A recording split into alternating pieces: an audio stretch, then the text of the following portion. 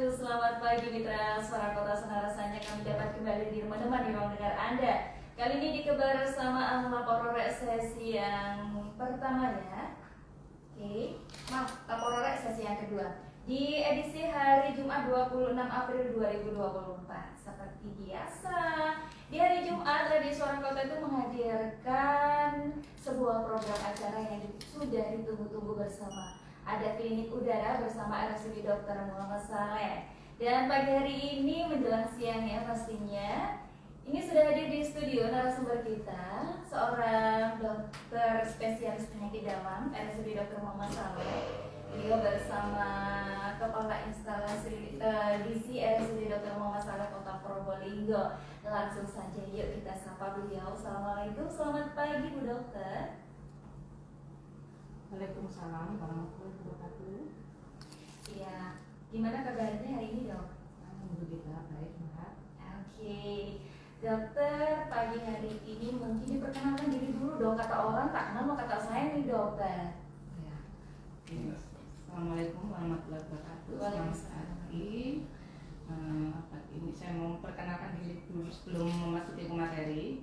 Untuk nama tadi sudah disampaikan oleh Mbak punya radio. Nama saya Dr. Elisa Elkamgaria yang berdinas sebagai spesialis penyakit dalam yang dinas di RSUD Muhammad Saleh Kota Probolinggo. Kemudian selain itu juga berdinas di RSUD Arosi dan di RSUD Ahmad Sadar. Kemudian untuk status perlu disampaikan juga ya. Boleh. Sudah menikah dengan 3 anak. Ya, dan untuk penyakit dalam sendiri saya mulai berdinas sebagai spesialis penyakit dalam sejak tahun 2019 dan sebenarnya untuk sebagai dokter umumnya dulu di M Saleh itu sejak tahun 2009. Oke, sudah mengabdikan diri sejak tahun 2009 di RSUD Dr. Muhammad Saleh. Luar biasa pengabdian yang cukup panjang ya dok ya. Dari dokter umum hingga ambil spesialis penyakit dalam. Kalau boleh tahu kenapa pilih spesialis penyakit dalam dok?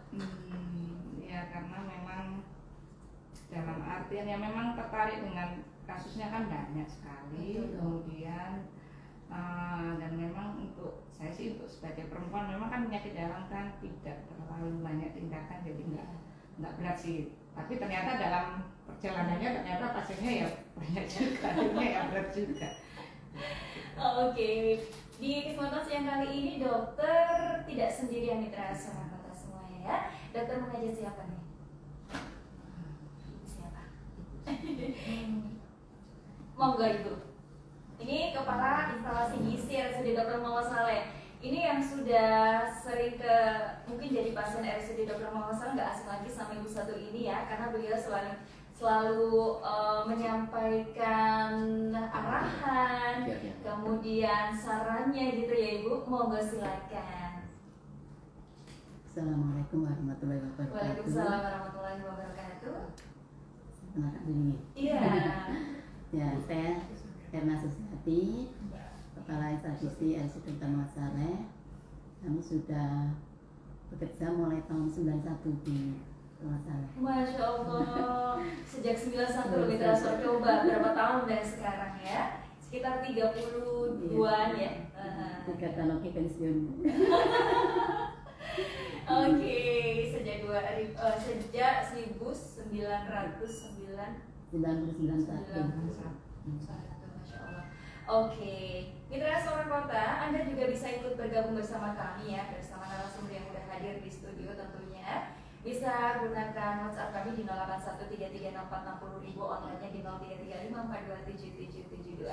Ingat mitra Suara Kota, kami nggak hanya hadir secara streaming melalui siaran radio kami, karena juga ini secara live ya, tersambung di kanal YouTube dari Radio Suara Kota Probolinggo. Ketika ada di YouTube ya, di sana Anda bisa menyaksikan siaran kami secara langsung, atau melalui Instagram dari RSUD Dr. Muhammad Saleh. Yang mau tanya-tanya melalui kolom komentar di sana, monggo silakan ya. Terkait materi kita di kesempatan siang kali ini ada hoax dan fakta, mitos atau fakta sih tentang yang namanya kencing manis atau yang kita kenal dengan diabetes. Oke, langsung saja kita ke Dokter Eliza. Dokter, diabetes sebenarnya itu apa sih, penyakit yang bagaimana gitu? Karena kita nggak asing lagi kalau zaman dulu diabetes oke, ini adalah penyakit orang-orang kaya gitu ya, yang makannya enak-enak gitu.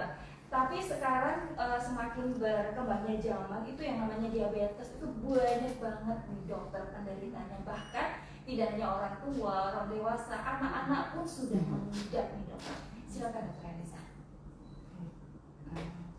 Jadi untuk diabetes mellitus itu memang sekarang sudah kasusnya sudah banyak sekali. Rata-rata memang yang datang ke poli ataupun ke rawat inap terbesar memang mungkin diabetes ya, banyak kasusnya. Dan mungkin sudah tahu semua, masyarakat sudah mengetahui bahwa diabetes itu adalah penyakit dengan kadar gula darah yang tinggi. Sebenarnya itu adalah kemampuan tubuh untuk mengontrol gula darah di dalam tubuh terganggu dengan akibat tidak bisa menurunkan kadar gula, sehingga gula yang ketika dicek dengan lab maka kadar gulanya tinggi. Dan banyak faktor memang yang menyebabkan kenapa seseorang terdiagnosis menjadi pasien diabetes. Banyak sekali. Yang paling nomor satu yang mungkin tidak bisa dirubah adalah genetik ya. Ketika ada orang tua atau ada keturunan diabetes, maka kemungkinan besar dari putra-putrinya akan menderita diabetes pada suatu saat. Dan tapi itu tergantung kembali kepada individunya masing-masing, bagaimana dia menjalankan pola hidup, pola makan dan lain-lain. Kemudian ya dari pola makan tadi, yang kedua ya pola makan, pola hidup. Kan sekarang nggak seperti dulu, mungkin kalau zaman dulu kenapa disebut penyakitnya orang kaya, karena memang zaman dulu kan beda pola makannya dengan zaman sekarang ya. Sekarang semua orang sudah bisa online order makanan melalui online ya, jadi begitu banyak pilihan makanan dan itu mempengaruhi pola makan. Terus pola hidup sekarang juga berbeda. Mungkin kalau dulu kan nggak ada kendaraan atau apa yang memudahkan, sekarang juga aktivitasnya berkurang, sehingga itu memicu munculnya penyakit diabetes. Jadi kalau disebut diabetes ya kalau misalkan dicek kapan orang itu terdiagnosis diabetes, kalau gula puasa, ketika kan mesti kalau datang ke poli dicek gula puasa dan gula setelah makan 2 jam. Terus ada satu lagi namanya HbA1c. Kalau gula puasanya di atas 126 dan gula 2 jam setelah makan di atas 200 atau gula ajak di atas 200 dan HbA1c-nya lebih dari maka itu sudah disebut dengan diabetes. Oke, jadi faktornya itu ada banyak sebenarnya. Jadi ini dari faktor bisa diklasifikasikan menjadi jenis ya dok ya. Ya. Jenis diabetes sendiri ada berapa nih dok? Mungkin bisa dijelaskan. Kalau diabetes itu ada, kalau secara golongan besar sih ada diabetes tipe 1 yang banyak di masyarakat, diabetes tipe 2, diabetes gestasional itu biasanya pada ibu hamil, kemudian dan diabetes tipe lain itu ya jarang ya kasusnya, dengan pada usia muda atau karena obat atau karena yang penyakit yang lain-lain. Yang sering saya dengar adalah tipe 1 dan tipe 2. Ini yang tipe 1 jenisnya yang apa nih dok? Untuk diabetes tipe 1 sendiri itu biasanya ditemukan pada usia anak-anak. Jadi memang dia bukan karena diabetes tipe 2 kan sudah tahu penyebabnya tadi ya, pola makan, pola hidup dan lain-lain. Nah kalau yang tipe 1 biasanya itu karena penyakit autoimun. Jadi, gitu. Ya jadi pankreas atau kita kan tahu pabrik di dalam tubuh itu ada pabrik insulin. Iya. Namanya itu pankreas. Ketika pasien itu terkena autoimun, yang diserang autoimun itu macam-macam sebenarnya. Kalau pada diabetes tipe 1 yang diserang adalah pankreasnya, sehingga tidak bisa menghasilkan insulin. Sehingga dari kecil dia lahir mungkin munculnya tidak langsung. Kadang ketika anak-anak tiba-tiba datang ke UGD dengan kondisi bisa sampai penurunan kesadaran, ternyata dicek gulanya tinggi. Ternyata memang dia mengidap diabetes tipe 1 karena autoimun yang menyerang pankreasnya sehingga tidak punya insulin dalam tubuhnya. Kalau yang tipe 1 termasuk golongan mereka yang memiliki atau karena genetik dok, yang tipe 1 termasuk genetik genetik bisa, tapi autoimun tuh kadang penyebab pastinya kita tidak tahu. Tidak tahu ya dok. Oke. Ada beberapa teori tapi ya tetap prinsipnya tidak tahu. Ketika penyakit autoimun apapun, tidak hanya diabetes tipe 1, tapi kadang kalau penyebab pastinya itu apa kadang tidak jelas. Makanya kenapa ketika hamil kan dari zaman dahulu ya makannya harus ini gitu ya, karena takutnya apa yang dikonsumsi bisa berpengaruh kepada perkembangan janin. Oh gitu ya mitra suara kota ya. Mungkin ini adalah pokok bahasan yang luar biasa. Karena memang di luar sana ya, kehidupan di luar sana apalagi zaman-zaman sekarang ini nih dok. Kalau terkait ngomongin makanan tuh, aduh yang namanya makanan manis itu mudah ditemukan ya ibu ya. Nah nanti kita akan ngebahas seputar makanan juga ya. Nah tadi untuk yang golongan tipe 2 ini dikarenakan pola hidup dan pola makan yang nggak benar. Maksudnya pola makan yang asal-asalan, kemudian juga pola hidup yang kurang gerak gitu. Kalau zaman dulu kan oke, kita masih mengkonsumsi makan makanan manis, tapi mereka dulu itu aktivitasnya lebih produktif ya dok ya. Beda dengan sekarang. Belanja aja kita sudah online ya dok ya. Tinggal pencet. Walaupun itu 5 langkah dari rumah loh dok. Gitu. Oke, dari Dokter Elisa saya ke Ibu Erna. Ibu, kasus yang banyak di RSUD nih di Kota Probolinggo lah ya. Ini kasusnya diabetes yang biasanya ini yang diakibatkan karena pola makan. Nah, sebenarnya pola makan yang seperti apa yang bisa bisa menyebabkan diabetes itu terjadi, Ibu Erna? Terima kasih. Itu biasanya kalau pola makan yang bisa menyebabkan untuk kena kencing manis itu biasanya dia suka minum manis. Suka minum manis yang gula atau perisai? Yang gula murni. Gula murni, oke. Terus sama kayak kan banyak yang kue-kue. Iya. Disediakan itu kayak puding ya, kan semuanya manis ya. Iya. Dengan anak-anak sekarang, terutama yang remaja, sukanya kan beli-beli kayak gitu. Betul. Online juga. Hampir semua makanan yang dijual itu tuh mayoritas manis semua. Iya. Minuman banyak menjamu di mana-mana, mudah didapat, harganya pun murah gitu ya. Sebenarnya makanan atau manisnya gula dari alami atau manisnya gula buatan itu sebenarnya yang mana yang cepat memicu diabetes terjadi? Kalau gula buatan yang manis sama ya. Tapi kalau gula buatan yang khusus memang untuk kencing manis itu ada.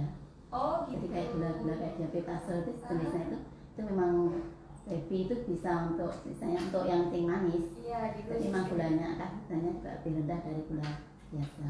Oh gitu. Kalau yang bisa manis apa itu juga bahaya. Bahaya ya. Bahaya.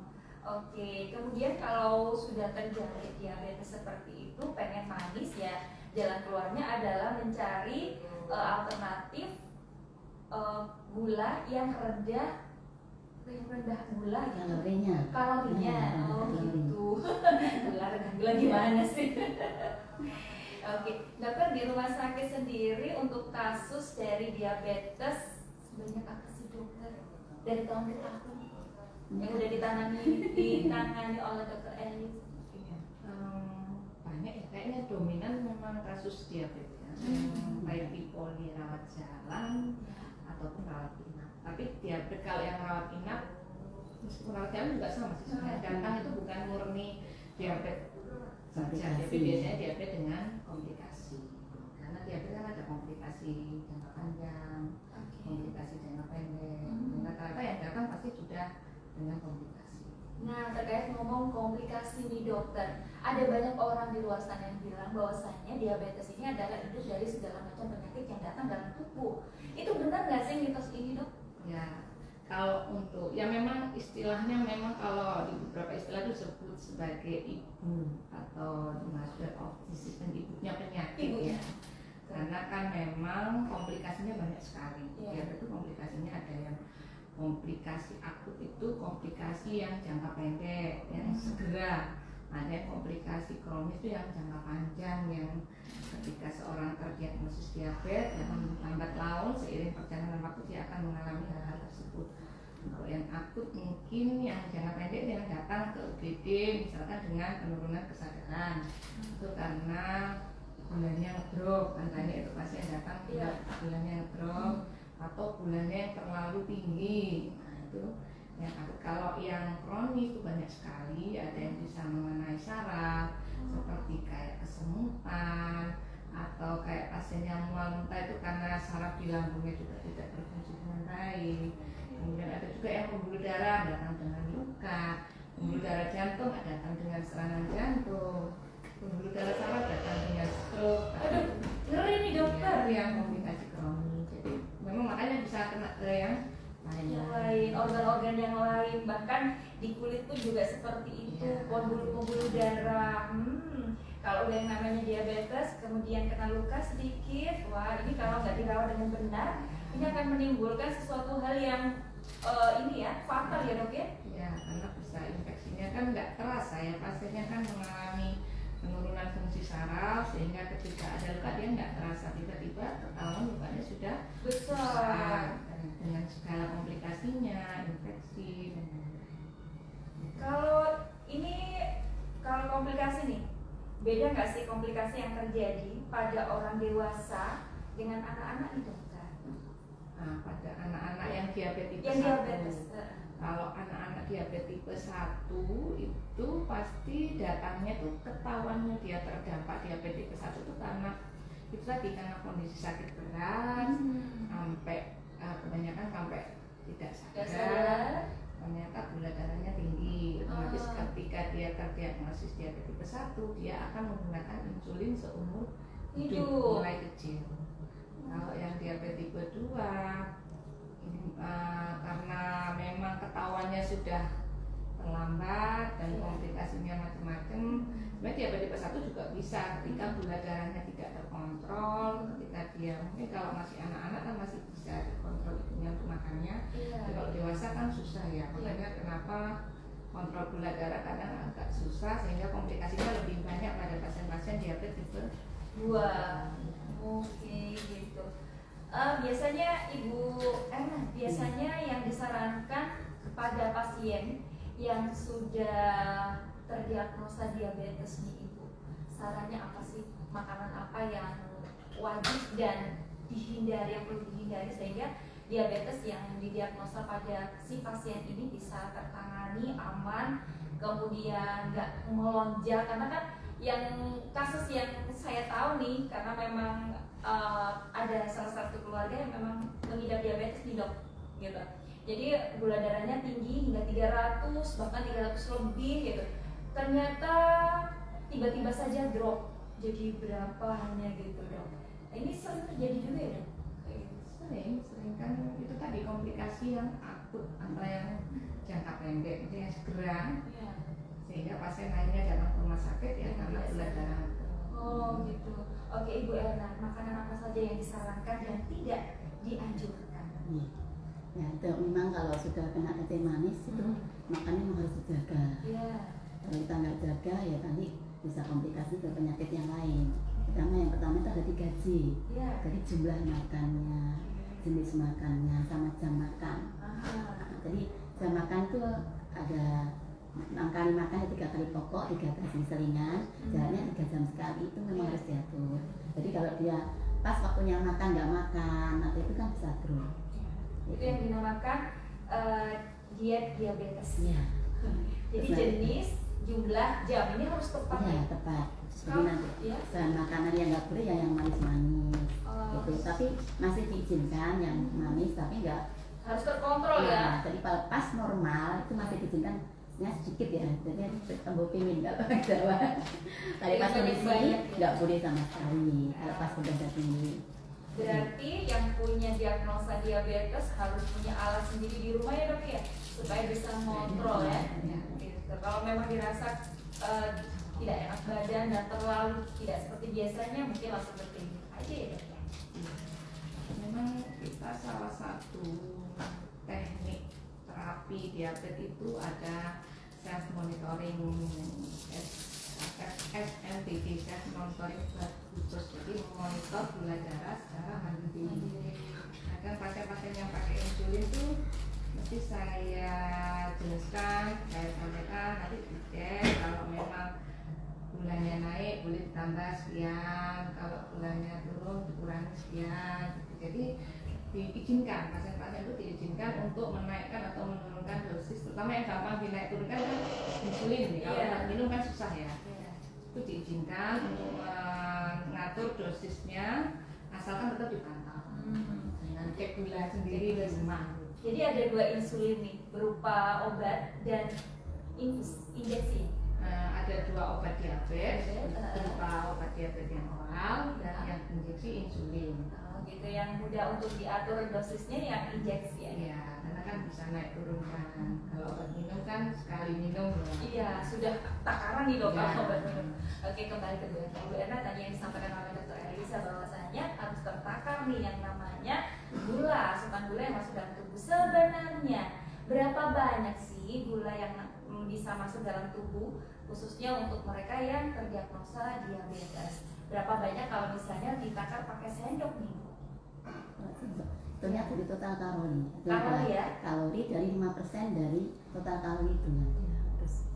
Berarti dihitung Nggak kan boleh karena beda itu. Oke, jadi kan masing-masing orang memiliki nilai kalori sendiri Sendiri nih Bu. tergantung dari berat badan mereka. Berat badan dan usia Ya, tinggi juga. berat badan tinggi. Oke. Jadi kita hitung baru ketemu berapa kalorinya dari 5% dari itu yang diizinkan. Oh gitu. Kalau rata-rata nih dewasa butuh berapa sih kira-kira Ibu? Kalorinya. Iya, kalau untuk gulanya yang masuk 1900 kan dari satu yang mayoritas banyak kan. Iya. Beda 5% dari itu. 5% dari itu, Nah. jadi nggak banyak, mungkin sekitar 2 sendok. Nggak sampai. Nggak sampai, nggak boleh. Jadi ini kalau sudah tertakar seperti ini kan enak ya. Apalagi mereka yang sudah didiagnosa diabetes ya dok ya, harus benar-benar menjaga pola makan karena ini akan memicu timbulnya gula darah naik ataupun ngedrop. Kurang nggak boleh ya. Ya. Jadi Kurang harus gula pas. nggak boleh, harus Jadi pas. pas sesuai dengan kalori yang dibutuhkan. Oke, kalau kurang nggak boleh, ini bisa menyebabkan tadi itu Terus kalau kelebihan dia akan Hiper. nanti. ini bahaya juga, bahkan bisa hilang kesadaran ya dok ya. Alih-alih pengen juga wes tanaan ya sini, tanaan nggak makan yang manis-manis ternyata ngedrop malah. Ini yang dikhawatirkan seperti ini juga ya dok.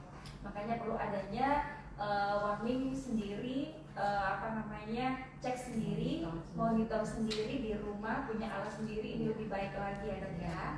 Oke. Kemudian kalau untuk makanan yang berjenis susu atau tepung-tepungan boleh nggak sih Ibu Erna?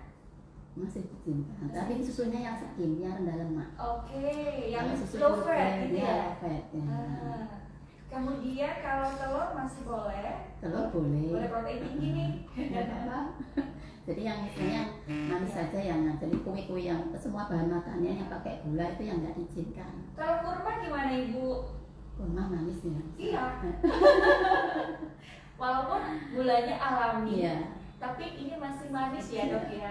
Ada Tapi kayak madu, Dr. kalau Elisa. madu betul-betul asli itu masih diizinkan. Cuma kalau madu kan sekarang madu banyak yang sudah ini ya, Betul. bukan nggak asli lagi. Nggak Jadi asli lagi. itu yang nggak bisa ini kan. Tapi kalau asli betul-betul masih asli kita ambil sendiri itu masih diizinkan. Oh, keren ya. Jadi dari sini sudah punya bayangan di pikiran kita, sudah punya benak. Oke, ini saya punya diabetes nih, gitu ya. Jadi makanan yang harus saya konsumsi adalah boleh makan gula, tapi nggak boleh berlebih. Semua yang berlebih ini tidak baik juga ya. Gitu. Oke, dokter, kembali ke dokter Elisa. Dokter, biasanya yang banyak terserang nih organ tubuh yang mana nih dok? Biasanya yang terserang diabetes, yang mudah biasanya banyak pasien yang mengalami ini. Kalau yang banyak yang terserang sebenarnya semua bisa terserang ya. Oh, semua organ tubuh Ya, dok. karena kalau yang di poli Iya. biasanya datang karena lambung. Luka gitu ya dok ya. Kalau luka kebanyakan datang dirawat inap ya, atau di poli kontrol untuk luka karena memang sudah kena luka sebelumnya. Tapi kalau di poli jalan yang banyak, kalau rawat jalan ya karena lambung, keringgingan, kesemutan ya, kemudian mata. Kalau yang sudah rawat inap kebanyakan ya kayak sudah komplikasi stroke, jantung, luka yang berat yang sampai infeksi sehingga memerlukan pembedahan. Nah, jadi semua sebenarnya kalau diabetes itu semua bisa terdampak. Oke, ngomongin mata nih dok. Kalau mata sendiri yang terkena ini bisa mengakibatkan apa nih?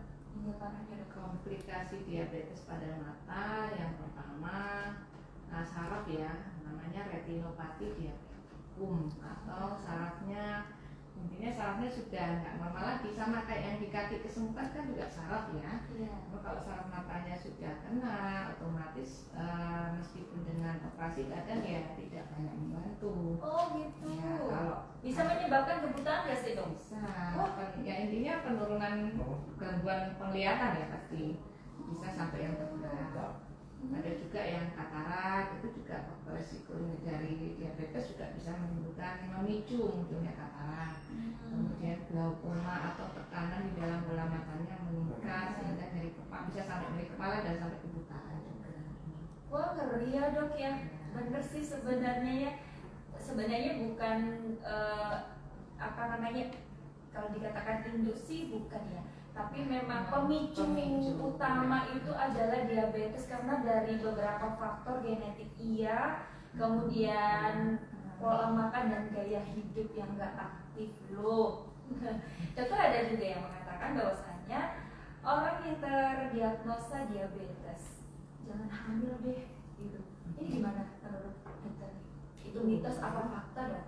Mitos kalau Mitos, dari ya. saya, karena memang mitos karena dia melarang seseorang untuk hamil lah. Saya rasa memang sekali dia sakit ataupun tidak sakit kan nggak boleh. Iya Itu dong. haknya masing-masing Iya. individu ya. Ah, Tapi kalau diabetes sendiri hamil boleh, tapi dengan pantauan. pantauan dokter ya, dokter kandungan, dokter dalam gitu, dan pola makan, ada ahli gizinya. Nah untuk ibu hamil sendiri ini kan yang makan atau yang mendapatkan yang butuh nutrisi itu bukan hanya ibunya saja nih Ibu Erna, tapi karena janinnya juga supaya nggak terserang yang namanya diabetes juga, karena ini kan bisa berkaitan ya dok ya, pada janinnya dok. Nah makanan yang seperti apa yang dianjurkan untuk ibu hamil yang sedang mengidap diabetes ini Bu Erna? Sama. Jadi kalau ibu yang hamil yang kena kencing manis itu sama. Jadi Kalorinya kan lebih banyak ya Bu ya?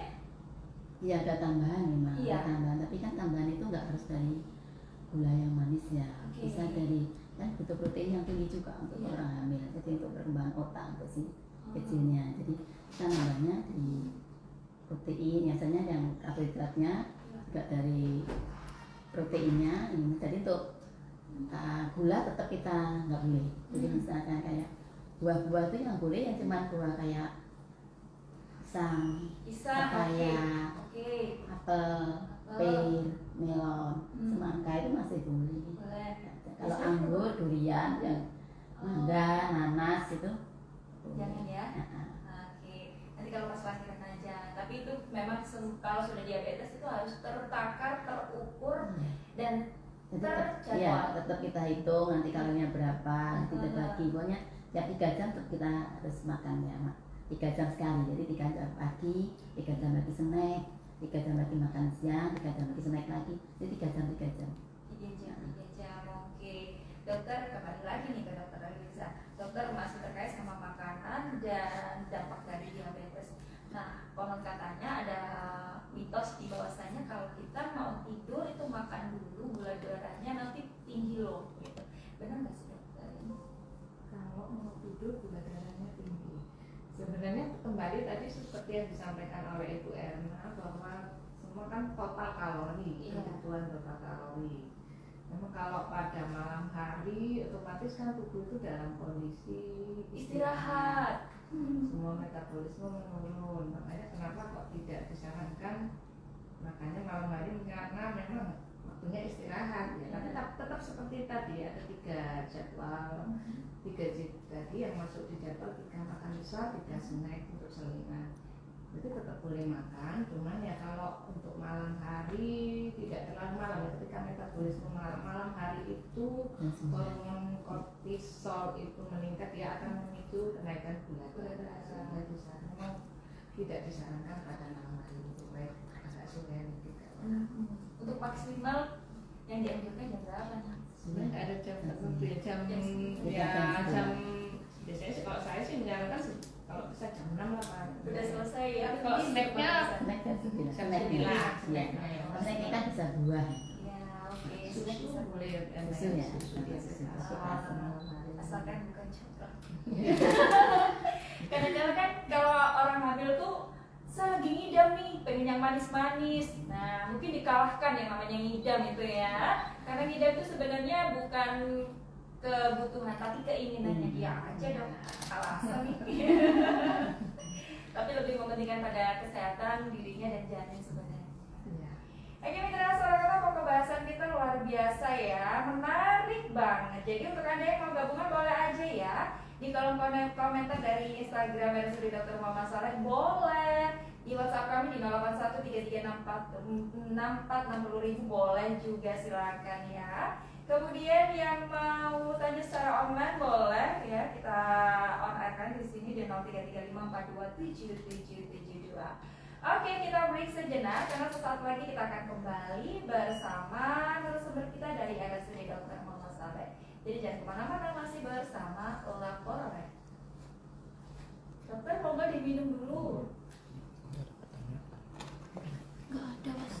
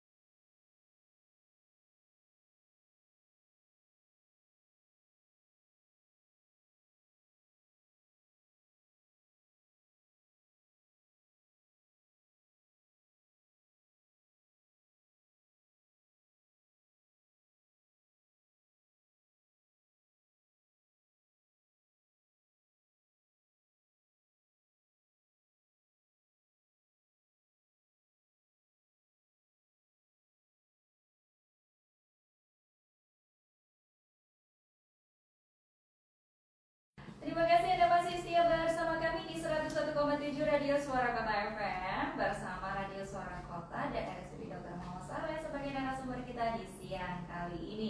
Oke, mitra Suara Kota, Anda bisa menyimak siaran kali ini secara live streaming ya, secara live di YouTube kami di Suara Kota Probolinggo 101,7 FM maupun di kanal Instagram live secara live di RSUD Dr. Muhammad Saleh. Mau tanya-tanya langsung boleh aja. Bareng narasumber kita di kesempatan siang kali ini ada Dr. Elisa, dokter spesialis penyakit dalam, juga Ibu Ana Susiati, kepala instalasi gizi gitu. Oke, ini udah ada yang masuk, atensi by kolom komentar di Instagram RSUD Dr. Muhammad Saleh nih, Dokter Ibu Erna ya. Langsung aja saya baca nih. Oke, ini dari Maulidi. Izin bertanya, apakah pemanis buatan aman bagi penderita diabetes? Tadi sempat kita ngebahas ya Ibu Erna ya. Monggo silakan, mungkin bisa disampaikan kembali secara singkat. Pemanis buatan itu memang nggak aman ya. Cuman yang ada yang khusus ya, pemanis buatan yang khusus memang itu sudah intinya pada kalorinya rendah. Jadi sudah teruji ya. Ya, itu memang. Kalau yang gula buatan yang biasanya pemanis buatan itu nggak boleh sama sekali. Oke, gitu. Ini akan bisa memicu diabetes lebih cepat. Ya, oke, lebih tinggi. Oke, kemudian yang selanjutnya dari Fardana Sivian. Permisi Kak, mau nanya nih, bagaimana diabetes bisa mempengaruhi kesehatan dalam jangka panjang? Jadi, bagaimana diabetes bisa mempengaruhi kesehatan dalam jangka panjangnya? Tadi sempat juga kita membahas ya Dokter Elisa ya terkait dengan jangka panjang dari diabetes itu sendiri, dikarenakan apa faktornya itu ada banyak. Mungkin bisa dijelaskan secara singkat. Sebenarnya kalau teorinya ribet ya, rumit ya, tapi Iya. intinya prinsipnya diabetes itu kan, kalau saya sih menjelaskan ke awam biasanya, ya dibayangkan aja di pembuluh darah. Pembuluh darah itu kan kayak selang. Isinya kan mengalirkan cairan. Iya, nutrisi. Kalau cairannya encer kan lancar ya, Lancar, betul ya. meskipun selangnya sempit-sempit, lama-lama sempit-sempit kan pembuluh darah kan bercabang-cabang ya, nanti ada yang makin kecil. Nah, ketika diabetes itu kan gulanya tinggi, otomatis kan cairannya lebih Kental. Semakin tinggi semakin Kental. otomatis alirannya jadi terhambat ya. Otomatis juga daerah yang jauh-jauh nggak dapat karena kental, mungkin lambat.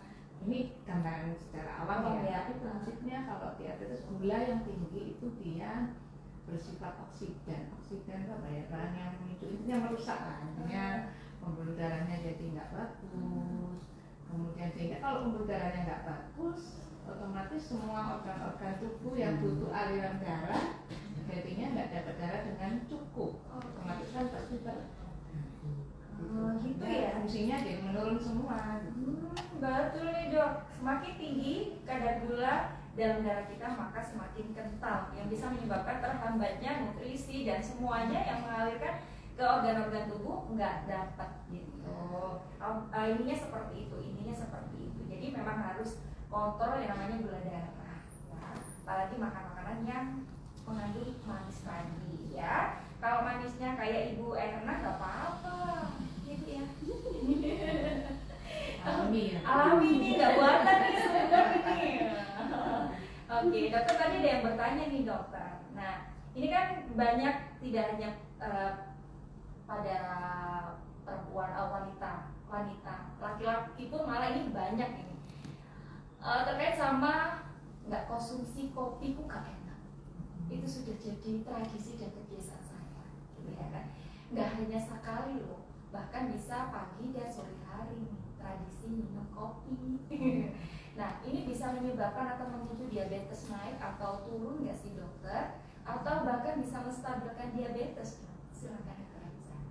Kalau kopi kan tidak. Kalau kopi dengan gula, misalnya kan sekarang sasetan kan sudah include ya, ada kopinya, ada gulanya, ada creamernya. Ada creamernya ya. dok. Nah, otomatis ya itu pasti menaikkan gula. Ya.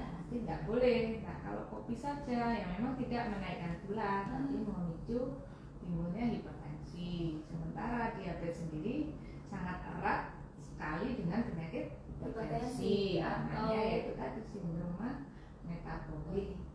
Ya, diabetes. Artinya apa? Itu kumpulan penyakit yang sudah gandengannya kayak Satu paket nih, Dok. Misalnya kalau ini ada gandengannya ini.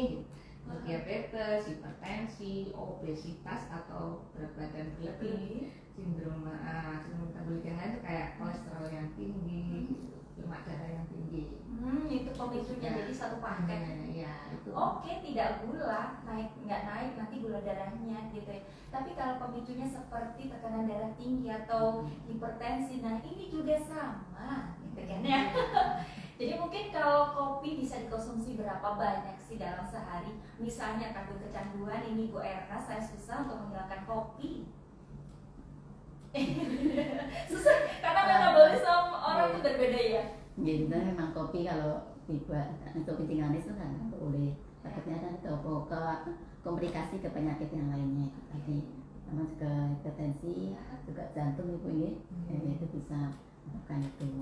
Cuman kalau pas normal mungkin sekali ya, misalnya mungkin sebulan sekali atau sekitarnya ditambah pingin gitu. Oh iya, tambah pingin lo ya. Nggak boleh sering-sering. Nggak boleh sering-sering gitu.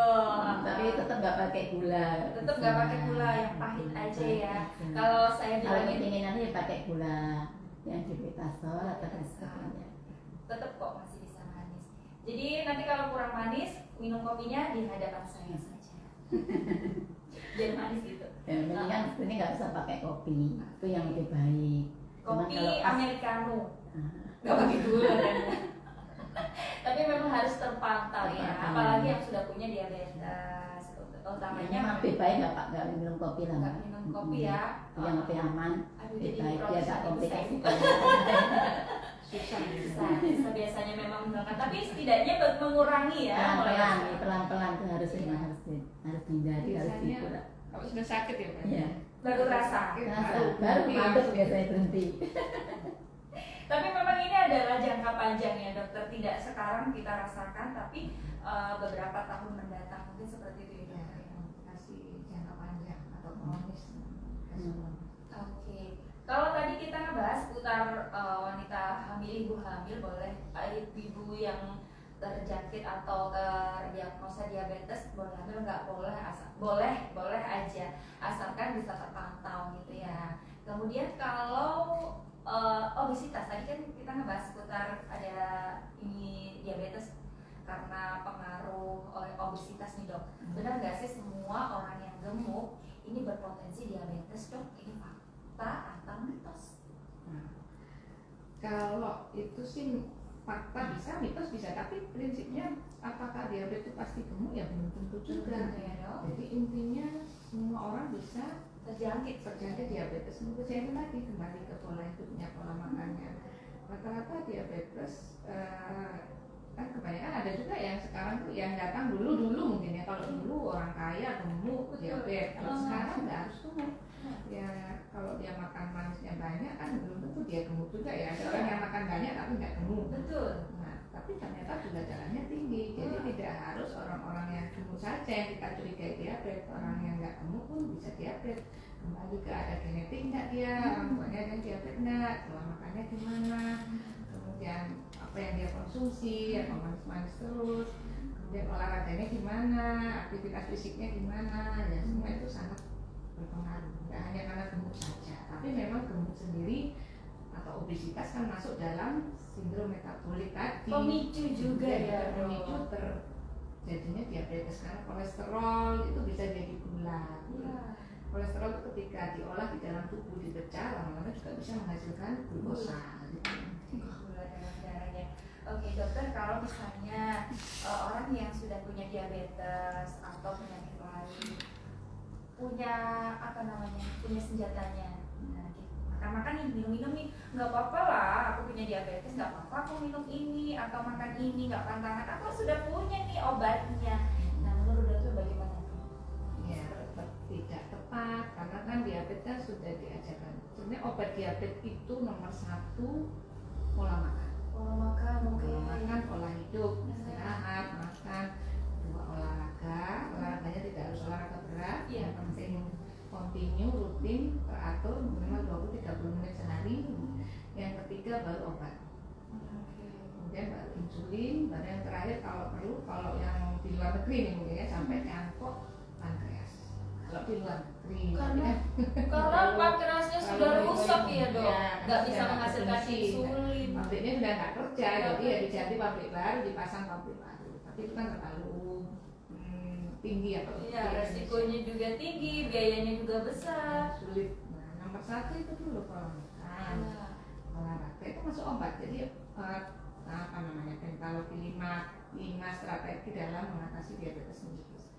Itu masuk obat. Jadi bukan hanya dengan obat-obat ini dia sudah minum obat, apakah dia akan bebas untuk makan? Tidak. Kembali tadi yang disampaikan oleh Bu Ena ada 3J, 3 jadwal, jumlah, jenis. Jadwalnya teratur, jumlahnya tertakar, jenisnya nggak boleh semua jenis makanan, harus ada pilihan-pilihannya, dan 3 makan besar, 3 snack. Kemudian kalau sudah minum obat, dia tetap nggak boleh karena pasti obat itu kan kita kan mengobati step by step ya, maksudnya kita kadang satu obat dulu, pasien baru pertama kali ketemu dokter, oh diabetes, kadang dikasih satu dulu, misalnya gulanya nggak terlalu tinggi satu. Ternyata kontrol lagi masih tinggi, otomatis akan menaikkan dosis. Makannya sudah dijaga, oh sudah, olahraganya sudah, otomatis akan dinaikkan obat. Dua obat tidak mempan, baru kita naikkan lagi. Kan kita harus kejar karena kita punya target. Saya harus menargetkan gula puasa sekian, gula 2 jam sekian. Otomatis belum, otomatis naik lagi 3 obat atau dikombinasi dengan insulin. Otomatis 3 obat masih nggak naik, insulin sudah dosis sekian nggak naik, naik lagi kan terus gitu. Jadi kayak kejar-kejaran. Karena punya target gula yang harus dicapai berapa. harus normal ya dok. Jangan asal-asalan minum obat, harus ada resep dari dokter. Karena memang dokter ini akan mendiagnosa, akan melihat yang baik sesuai dengan kebutuhan kita gitu ya dok. Jangan asal-asalan gitu. Obat makannya Sembarangan ya sama saja. Kita kan ngejar terus. Iya. Padahal yang nomor 1 tadi makannya nggak kontrol. Ini dulu mungkin kebutuhan obatnya jadi kurang. Untuk jangka panjang pun penggunaan obat juga nggak baik ya dok, karena juga bahan kimia. Tapi lebih berbahaya. Kadang orang sering nanya, terus saya minum obat macam-macam ini kan daya untuk ginjal, justru itu yang salah kaprah ya. Salah kaprahnya karena yang lebih berbahaya justru gula tadi itu. Gulanya. Tinggi, kalau nggak dikmanya kita kejar terus sampai supaya nanti dosisnya turun ya dok ya. ya. Oh itu, jadi targetnya adalah supaya kita mengkonsumsi obatnya bisa turun-turun dosisnya sehingga mungkin akan bisa sama sekali nggak pakai obat ya dok. Dokter, kalau misalnya nih udah terdiagnosa diabetesnya cukup tinggi, kemudian udah rajin nih makannya teratur sesuai dengan 3J tadi, kemudian aktivitas fisiknya udah baik, udah cukup lama stabil gula darahnya, ini bisa terjangkit lagi atau nanti diabetesnya udah bisa normal kembali, sudah bebas saya dari diabetes, atau memang erat kaitannya dengan pola makan dan pola hidup? Kalau maksudnya diabetesnya bisa sembuh atau tidak? Iya. Nah, intinya kan diabetes ini kan penyakit kronis, artinya menahun. Jadi kalau saya menyampaikan pasien ini tidak bisa sembuh, tapi bisa Dicegah. dicegah, bisa dikontrol juga. Kalau sudah diabetes ya kan berarti dikontrol supaya nggak tinggi gulanya. Karena semua orang bisa ya dok ya. Oke. Kalau minum jamu dok, oke nggak usah minum obat, saya minum jamu aja. Gimana nih dok? Jamu apa ini ya?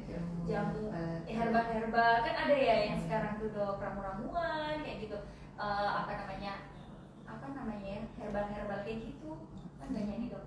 Ini Kalau pasien diabetes saya tidak menyarankan ya jamu-jamu dan herbal, karena kadang kan kita tidak tahu isinya kandungannya ya apa.